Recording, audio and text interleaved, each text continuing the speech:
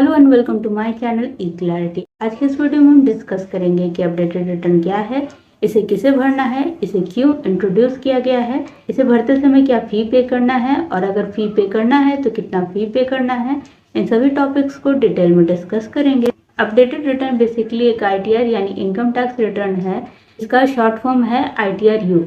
यह एक simple form है जिसमें टैक्स पेयर को अपने पर्सनल डिटेल, इनकम की डिटेल और टैक्स की डिटेल को मेंशन करना होता है। रिटर्न को इनकम टैक्स एक्ट के सेक्शन 139 के सब सेक्शन 8A के तहत नोटिफाइड किया गया है। अपडेटेड रिटर्न के कॉन्सेप्ट को फाइनेंस बजट 2022 में इंट्रोड्यूस किया गया था और अभी आप असेसमेंट ईयर 2021 और 21-22 के लिए ही अपना अपडेटेड रिटर्न फाइल कर सकते हैं। अब ये जानते हैं कि इस न्यू ITR को इंट्रोड्यूस करने की जरूरत क्यों पड़ी।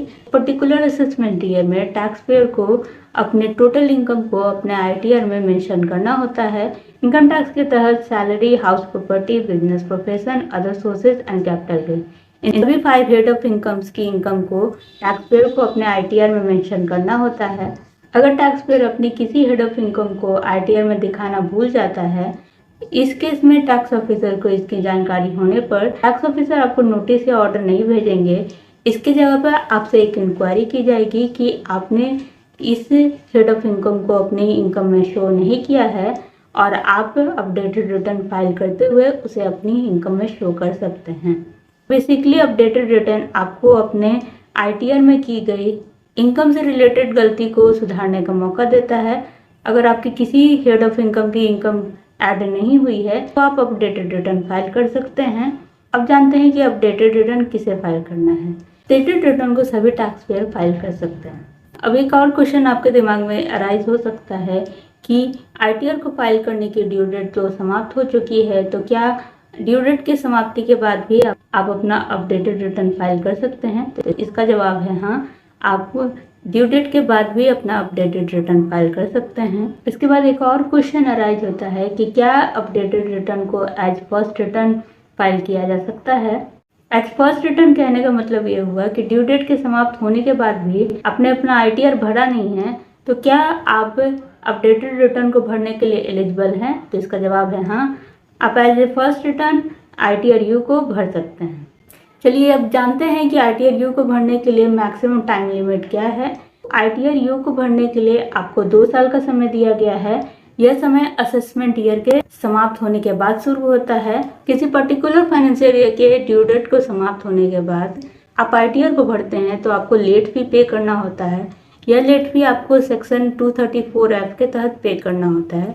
तो क्या ये लेट फी आपको अपडेटेड रिटर्न को फाइल करते समय भी भरना होगा?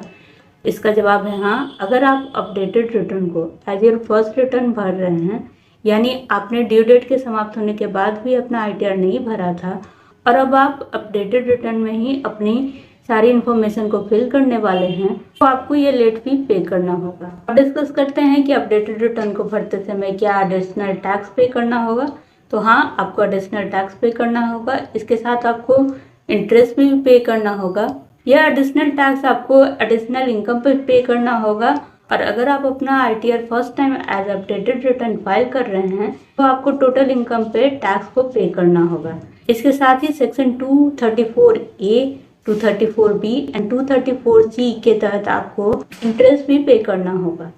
इतना ही नहीं, आपने जो एडिशनल टैक्स पे किया है उस पर भी आपको टैक्स पे करना होगा। इसके लिए इनकम टैक्स एक्ट में सेक्शन 140B को इंट्रोड्यूस किया गया है, जिसमें एडिशनल इनकम पर भी टैक्स को सेट किया गया है और इसके 2 स्लैब्स। जैसा कि हम जानते हैं कि ITRU को फाइल करने के लिए 2 साल का समय दिया गया है और टैक्स पेयर अगर पहले साल में अपने ITRU को फाइल कर देता है तो उसे 25% एडिशनल टैक्स पे करना होगा।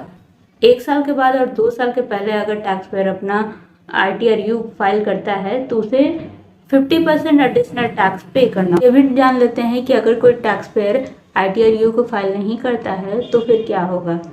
अगर इनकम टैक्स डिपार्टमेंट को लगता है कि किसी टैक्स पेयर की टोटल इनकम में डिफरेंस है तो ITRU को फाइल करने की टाइम लिमिट के समाप्त होने के बाद इनकम टैक्स डिपार्टमेंट के द्वारा आपको एक नोटिस जारी किया जाता है। यह नोटिस सेक्शन 148 के तहत जारी किया जाता है और जो कि एक रीअसेसमेंट नोटिस होता है। वीडियो के अंत में जानते हैं कि ITRU को कब भरा नहीं जा सकता है। किसी पर्टिकुलर ईयर में एक अपडेटेड रिटर्न को भर देने के बाद आप दूसरा अपडेटेड रिटर्न नहीं भर सकते हैं। अपनी इनकम को घटाने या फिर रिफंड के अमाउंट को बढ़ाने के लिए भी आप अपडेटेड रिटर्न को नहीं भर सकते। इसके साथ ही प्रोसेसिंग फॉर असेसमेंट या रीअसेसमेंट पेंडिंग हो तो भी आप ITRU को नहीं भर सकते हैं।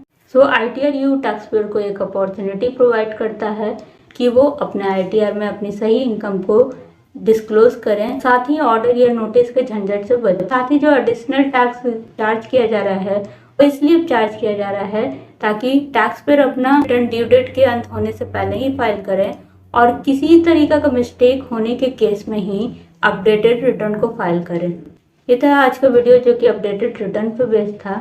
वीडियो पसंद आए तो इसे लाइक करें, शेयर करें और मेरे चैनल को सब्सक्राइब करें।